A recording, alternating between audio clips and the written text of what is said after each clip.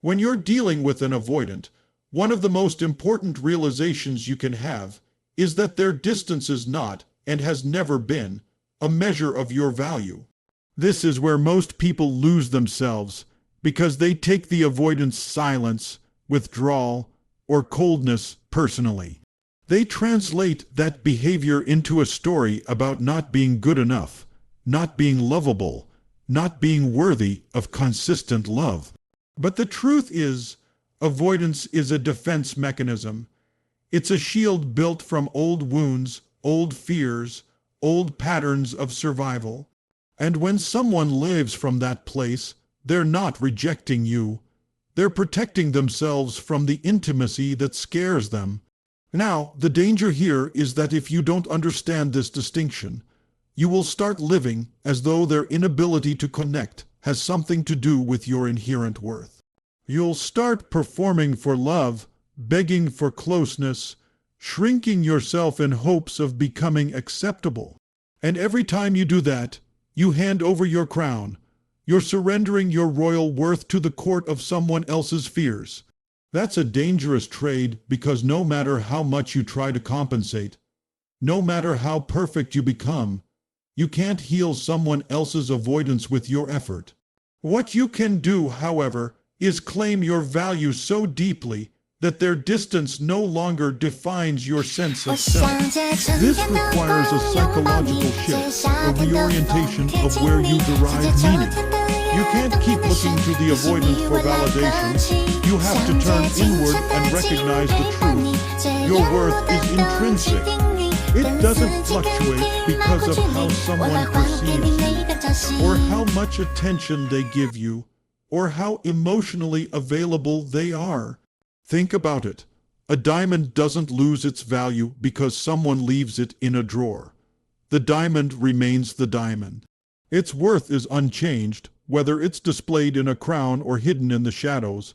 That's how you must see yourself.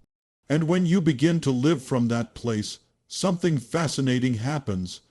The avoidant no longer has power over you. Their withdrawal, their silence, their distance, it no longer destabilizes you.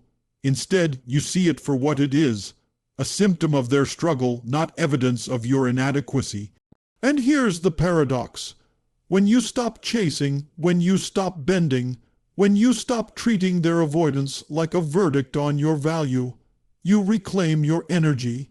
You reclaim your authority. You reclaim your throne. That energy shift alone often changes the dynamic entirely, because avoidants unconsciously test whether you'll abandon yourself to hold on to them. When you don't, when you stand rooted in your own sense of worth, you earn their respect, even if they can't fully articulate it. But here's the bigger picture. It's not just about earning respect from them.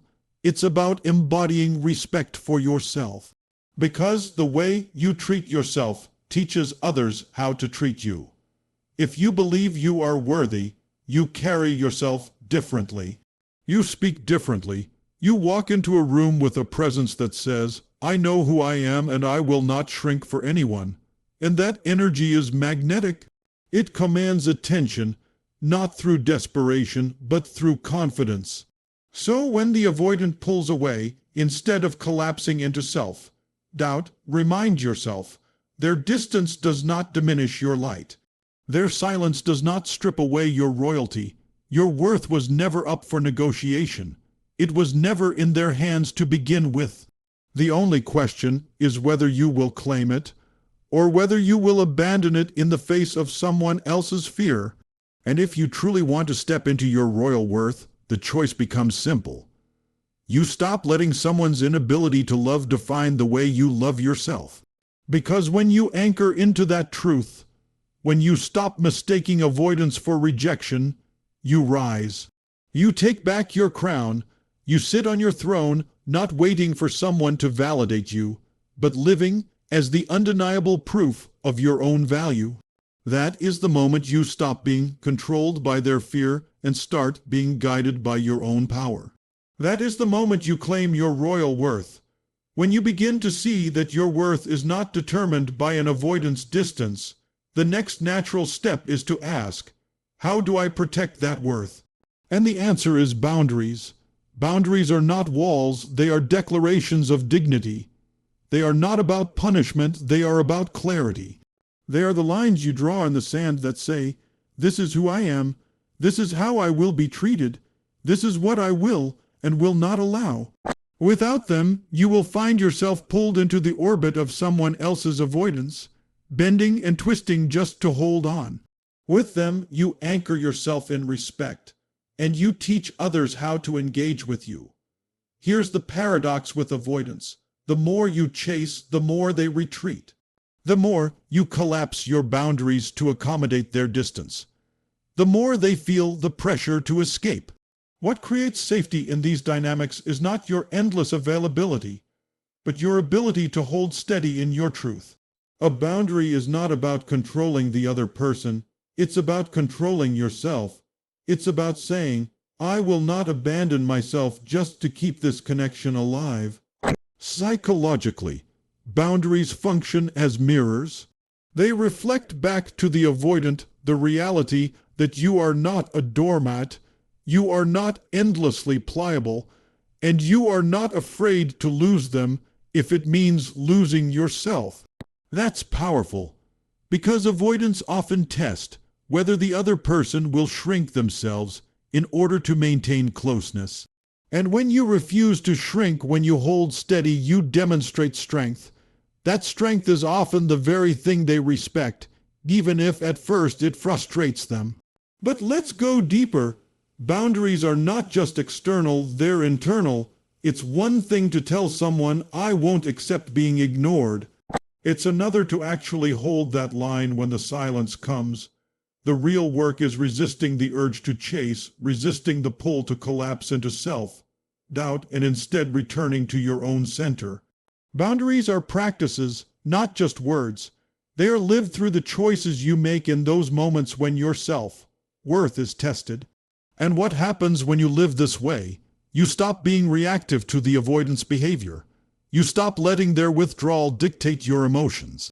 Instead, you stand in your dignity, and from that place, you invite them to step into a healthier dynamic. You're not saying you must change. You're saying, "Here is where I stand. If you want to meet me here, I welcome it. If not, I remain rooted in my truth." That stance is powerful because it shifts the balance of energy. You're no longer begging for connection. You're creating the conditions where authentic connection can actually happen. Philosophically, boundaries are about sovereignty. They are about reclaiming your throne, the seat of your power. You cannot call yourself royalty while allowing others to treat you as less. You cannot claim your worth while tolerating disrespect, inconsistency, or emotional neglect. Boundaries are the armor that protects your crown. They are not about isolation, but about ensuring that love, when it enters your life, does so on terms that honor you.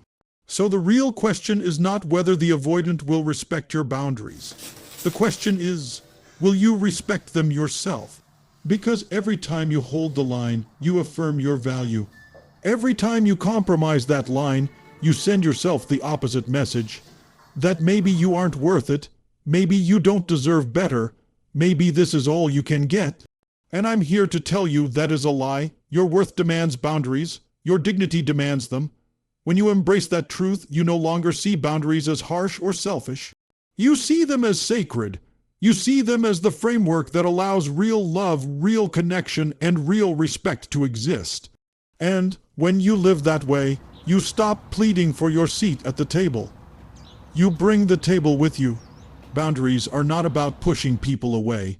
They're about making sure that when people come close, they do so in a way that honors your royal worth.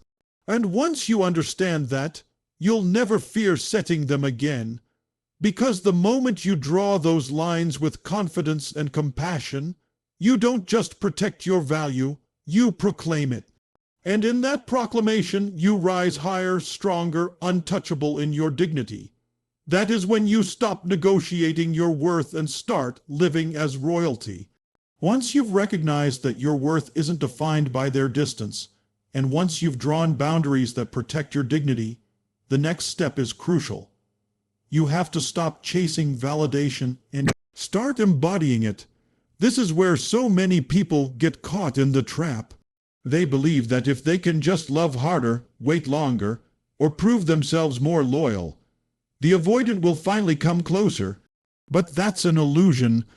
That pursuit is built on the idea that your worth is still dependent on whether they choose you, whether they stay, whether they affirm what you hope is true about you. Let's be real. If you're constantly seeking validation from someone who fears intimacy, you're trying to draw water from a well that keeps running dry. And the more you depend on that, the more powerless you feel, because every moment of affection becomes a lifeline, every withdrawal a wound. That's not power, that's bondage. And you weren't born for bondage. You were born for sovereignty. Embodying validation means you stop waiting for someone else to crown you and you place the crown on your own head. It's not arrogance, it's alignment. You're aligning with the truth that your worth was there long before they entered your life, and it will remain long after. When you embody validation, you carry yourself differently. You speak with more authority. You stop apologizing for existing, and you begin to move through the world as though your place in it is unquestionable. That shift doesn't just change how you feel, it changes how others experience you. Now, let's talk about the psychology of this. Human beings are wired to mirror energy. When you live as though you're waiting for permission to be enough, people feel that hesitation and they unconsciously treat you accordingly. But when you show up already grounded in your own value, you radiate a kind of certainty that demands respect. It's not loud, it's not desperate, it's magnetic. The avoidant, who may have once taken comfort in your chasing, suddenly sees that you are no longer willing to play the role of pursuer. And ironically, that's often when they lean in, because they recognize you don't need them to complete you. Philosophically, this shift is about moving from dependence to sovereignty. Think of a monarch. A king or queen doesn't beg their subjects to recognize their rule. They embody their authority. They sit on the throne with a posture that says, "This is who I am. You can acknowledge it or not, but my crown does not disappear." That's the energy you must bring into your relationships. If you're waiting for someone else to confirm your importance, you've already given your power away. But if you live as the confirmation, if you breathe as the embodiment, your worth becomes undeniable. And here's the beautiful part. When you stop needing validation, you actually create space for genuine connection. Because now you're not performing, you're not bending, you're not twisting yourself into what you think they want. You're simply showing up as your full, authentic self. That authenticity is the deepest form of intimacy, and it's the one thing an avoidant can never truly connect with unless you first model it. So the question is, are you willing to stop chasing? Are you willing to let go of the scraps of reassurance and instead feast at the table of your own self-belief? Because when you make that choice, you stop being the seeker of validation, and you become the embodiment of it.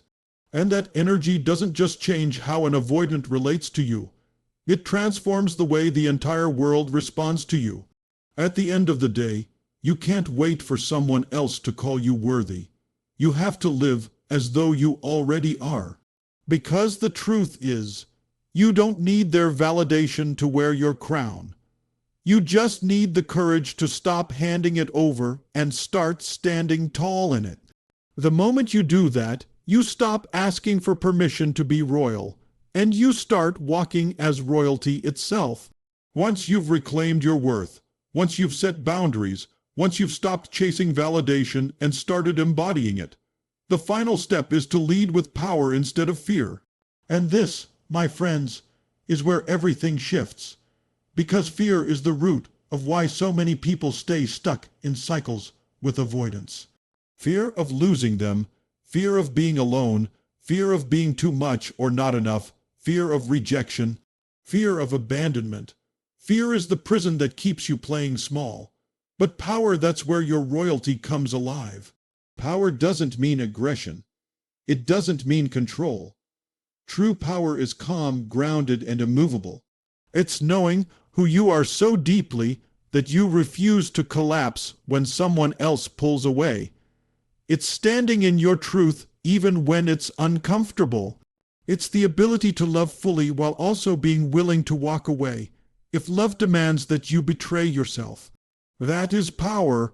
Avoidants unconsciously test you with their distance. They want to see if you'll abandon yourself to hold on to them. Will you lower your standards? Will you shrink your needs? Will you sacrifice your dignity for their comfort?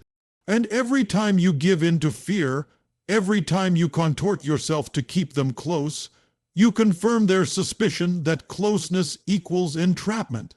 But when you lead with power, when you say, "I want you, but I don't need you to validate me, and I will not betray myself to keep you," that changes everything. Suddenly, the dynamic shifts. They can't control you with their absence because you're no longer afraid of it. Philosophically, this is the difference between living as a servant of fear and living as a sovereign of love. Fear makes you reactive. Power makes you intentional. Fear has you scrambling to hold on. Power has you centered, clear, and decisive. One diminishes your crown, the other secures it. And let's be honest, this isn't just about avoidance. This is about how you live your life. Every time you allow fear to drive your choices, you diminish your potential. You silence your voice. You dim your light. But when you choose power, you don't just change your relationships, you change your destiny. Because the same energy you bring to love is the energy you bring to business, to friendships, to your health, to your dreams. Power ripples through every area of your existence. Now here's the paradox. When you stop operating out of fear and start leading with power, the avoidant often leans in. They may not even know why. But it's because you've created safety without suffocation. You've shown them that you won't lose yourself to keep them. And ironically, that makes you more trustworthy in their eyes. But even if they don't lean in, you win, because you've anchored yourself in your truth. You've refused to sacrifice your crown. So let me ask you, will you lead your life afraid of losing people, or will you lead your life with the power of someone who knows they cannot lose themselves? That's the ultimate decision. That's the turning point. Fear is easy. It's familiar. Power requires courage. But courage is what builds kingdoms. Courage is what puts the crown firmly on your head and keeps it there, no matter who comes or goes. At the end of the day, you are not here to live as a prisoner of someone else's fear. You are here to lead with the kind of power that makes your presence undeniable, your dignity unshakable, and your love unbreakable. So don't let fear dictate the story of your life. Step into your throne, claim your crown, and lead with power. Because when you do, you don't just rise above avoidance. You rise into your royal worth.